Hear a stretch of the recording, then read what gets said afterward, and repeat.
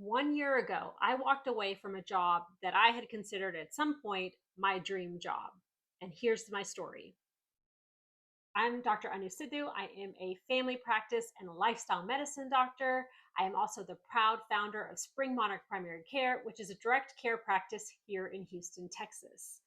I have been practicing medicine for almost 20 years. And for most of that time, I have absolutely loved medicine with a passion. Other than being the mother of my children, being a family doctor is what I was born to do. And at some point, I realized that it would be a real shame if I let something or someone take that from me. And so I had some very tough choices to make. So let's dig in. Now, going back, if you are a patient or if you are a physician watching this, you know that the healthcare system has changed. Physicians are seeing more and more patients. Patients are getting less and less time with their physician. Meanwhile, the American population is getting sicker and sicker. And so we have to really ask ourselves, who is this system working for? It doesn't seem to be working for the physicians. It doesn't seem to be working for the patients. And is it really working for the allied health professionals? The ones I talk to agree that it's not working, but it seems to be working for someone. Otherwise, it wouldn't keep growing. And so, as a physician, as a patient, sometimes you have to step back and really ask yourself tough questions. And that's where I found myself a few years ago. Let's take it way back. I went to medical school because I wanted to be a psychiatrist. I was sure that that was going to be my path. I got into medical school and I realized that I wanted to do other things other than just psychiatry. I absolutely love mental health, but I am an empath through and through. And I realized that I would need some changes throughout my day. So I thought I would go into pediatrics. But as I was rotating through my rotations, I loved every rotation. And so at the very last minute, I chose family medicine, and it was one of the best decisions that I've made. I went through residency, long hours, lots of work, but I was excited. I was often the first to show up, the last to leave. I loved my job. I got very fortunate and I got a permanent job, an attending job very near my house. And I got to work with some amazing women who have become very close friends of mine. And we built an office team that was just amazing. Life was good for many years. I didn't get the Sunday scaries. I was excited to come back from vacation. I loved the connection with my patients, with my colleagues. Life was good. Then, a few years ago, something started to shift. And that is when I started realizing that I started to have a little ping of dread going to work. A little bit Sunday scary, something really subtle that started creeping in. And I didn't know where it was coming from. And at that time, the term burnout started getting thrown everywhere, right?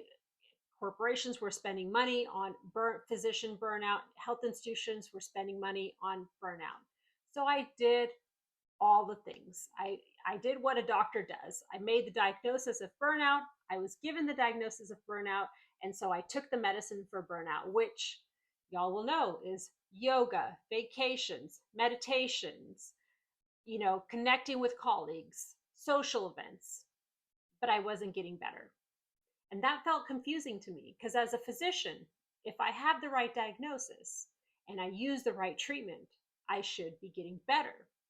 But as in medicine, if the medicine isn't working, we need to figure out, do we not have the right diagnosis or do we have the wrong treatment plan?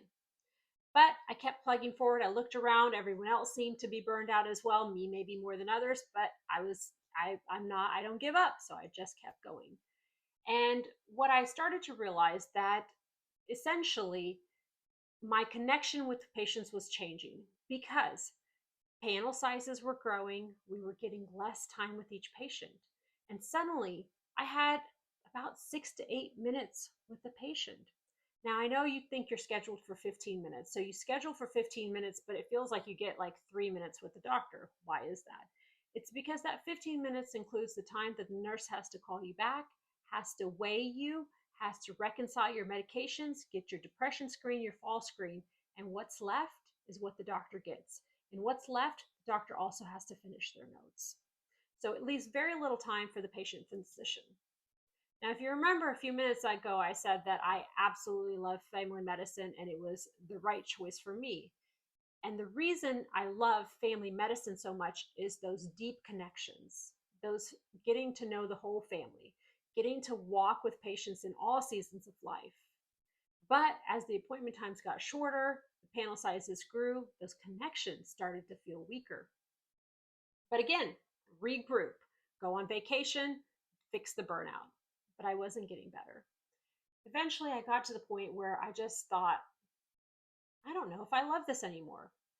And to go from a contrast of being so excited for so many years to go to work to, I don't know if I really want to go to work, that's a massive shift in a mindset, in a personality. And so I decided a few more changes were just too much for me. And I decided at some point that as contract renewal came up, I would not negotiate out of fear, that I would spend the summer evaluating my options. When I started evaluating my options, I truly thought I was going to stay at my job. I thought I was going to find that I was at the best place. Because when you work for a large corporation, it really starts to feel like the whole world ends outside those four walls and that there is nothing better out there. So I started the summer by exploring options and I started to come across direct care. And when I came across direct care, people in direct care told me, that's fine, just reach out to other direct care doctors and talk to them. And I thought, that's crazy. No doctor has an hour to give me. I barely have an hour to give me. How are they going to give me time? So I called their bluff. I called doctors up, direct care doctors, and guess what? They gave me their time.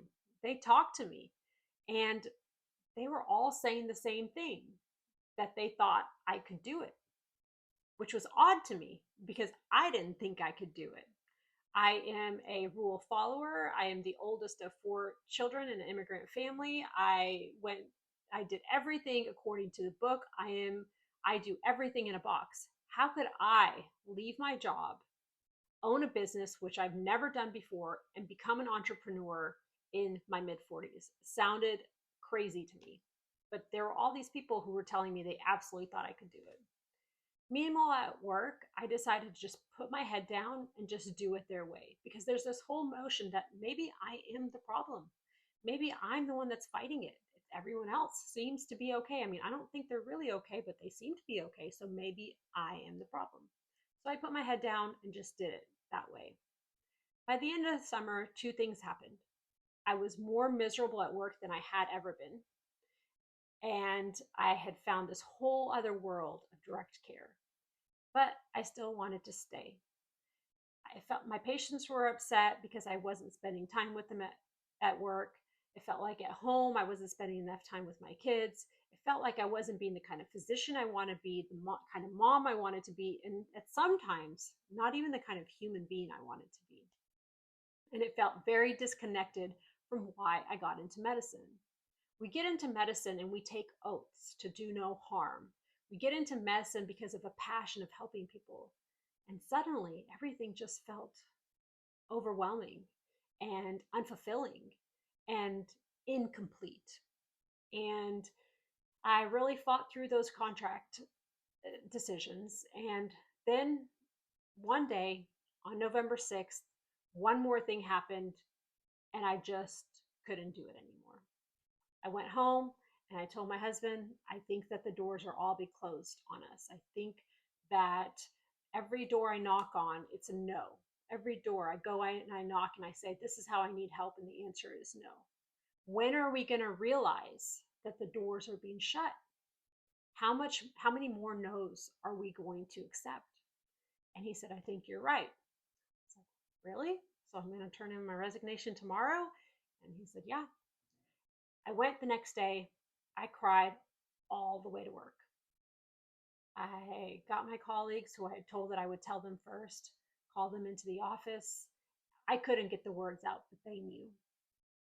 I knew what I was doing was going to break relationships, hurt people, disappoint people, and all I could hope was that these people would be standing on the other side. And so I told them, I went into my office, typed up my resignation, and pressed send. Probably some of the most terrifying and liberating few minutes of my life. I stayed for 5 more months to close out my panel, but March 31st of 2025 was my last day as an employed physician. As I walked out, it felt extremely lonely. No one could help me in the next steps. I had made these big promises to my family, big promises to patients, big promises to myself, and only I could deliver. But I had faith that there was a better way. I saw other people were doing it, and importantly, other people saw it in me, and I had to believe them. So, July 15th last year, I opened my own direct care practice called Spring Monarch Primary Care. I've linked it in the captions, and it has been entire night and day game changer of my life. Instead of short connections, short visits, I get 30 minutes to an hour with patients. Instead of working towards a panel size of 3,000, the max panel size I'm probably going to have in this practice is 500. So the question becomes, do you want to be one of 3,000 or do you want to be one of 500? Instead of patients only getting to see me when the call center says I'm available, they can call, text, or email me, and we decide what's right for the patient when they need to come in. Not only that, I can really sit and walk with them on these journeys that they're taking, not just hand them a prescription, say, come back and see me in 3 months. In 3 months, they come back, they haven't taken the prescription, they couldn't get a hold of me, nothing is better. They go to the pharmacy, they can't get their prescription, they text me. We fix it right then. It has been incredibly rewarding. But here's the part that I completely missed during that entire journey. It wasn't until months after I left that I actually had the wrong diagnosis. What I and everybody else were calling burnout was not actually burnout, because burnout implies that the flame is being extinguished. But inside, I felt the flame was as strong as ever. In fact, it was growing. And what I found was that what I was experiencing was moral injury. Burnout is exhaustion. Moral injury is when you are feeling impacted by having to do or make decisions that feel in conflict with your morals and values. I wasn't exhausted. I knew that the system was no longer right for me and physicians. And so what I experienced every day, day in, day out, in those last few years as an employed physician in a corporate healthcare system, in the American insurance healthcare system, was actually moral injury. And the reason I wasn't getting better was because I had the wrong diagnosis. Treating burnout when what you actually have is moral injury is like giving your patient a blood pressure pill when they have diabetes. Yes, it's going to help the kidneys, it will help some things, but the patient is going to still suffer from the diabetes. And yoga and meditation and vacations are great for burnout, but they don't make moral injury better. And so when I started to really understand the emotions, it was a full circle moment for me. It was reassuring. It became very clear to me that I couldn't have fixed moral injury in the system. I stayed in the system for so long because I wanted to make the system better. I wanted to change the system. But at some point I realized this system was changing me. And now it feels like my moral injury has resolved. Are there days that I feel somewhat burned out because we've had a long day? Yes, but you know what happens? I take a break in the evening, I decompress, go exercise, go for a long walk, cuddle with my kids, and the next day I am ready to go. That passion, that drive, that love for medicine, it's back. And my patients are feeling it. They acknowledge that I'm different. And that to me is the most important thing. That is, when a patient comes in, I need them to leave feeling like I heard them, that I saw them. Most of all, that I care and I want to help them get better. So if you are a patient who is feeling absolutely distraught by the system because your doctor doesn't have enough time, you're not feeling heard, you're not alone, over 70% of people feel gaslit by their physician at some point. So For you, perhaps looking into direct care would be a good option. I've linked DPC Mapper in the captions, and that's a good way to find a direct care doctor in your area. If you're in Texas and you want to work with me, check out springmarkmd.com, and there is a way to enroll on there. If you want to just talk to me and learn about direct care, my information is also on that website, and I'd be happy to talk to you about direct care. What you should not do is stay in a system or stay with a physician who makes you feel like you're not being heard, who makes you feel like the treatment plans are generic, or who brushes off your concerns. You deserve better. And if you're a physician who wants to know more about direct care, please feel free to reach out to me. I would love to pass on the time that I was given when I was exploring on to you. And if you really enjoy this episode, you learned something from this episode, please remember to subscribe and please like this video so that I know you want to see more content like this. And if this sounds familiar to something that someone has been talking to you about, a friend or family, please be sure to share this with them. And I will see you guys in the next one.